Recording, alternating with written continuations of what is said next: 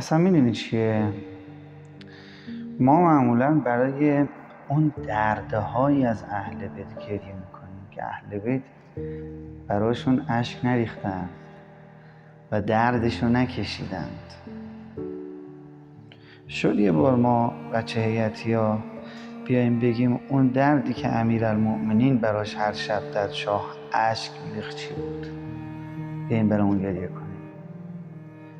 ولی برای اون دردی که امیرالمؤمنین ازش خوشحال شد ساعتها گریه کردیم.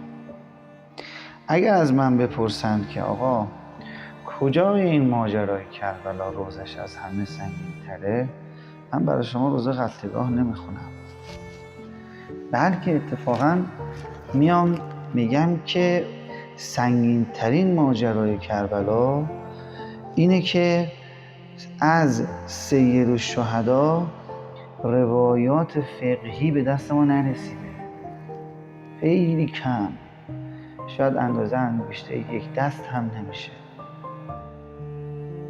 شاید بپرسی خب توفیرش چیه؟ من به شما عرض میکنم که یعنی کسی حضرت رو محل رجوع خودش نمیدید.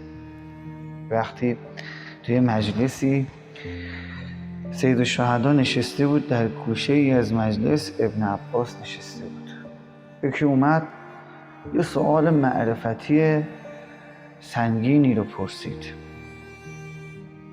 ابن عباس سرش انداخت پایین، نتونست جواب بده. همچین من و من که داشت میکرد، سیدالشهدا از گوشه صدا زد، گفت ابن ارزق بیا جلو من بهت بگم جواب سوال چیه.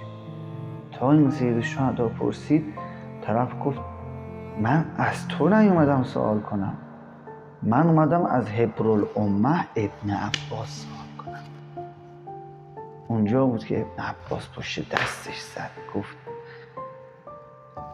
نمیشناسی اینها رو، همه علم نزد این خاندانه، برو ازش سوالت رو بپرس.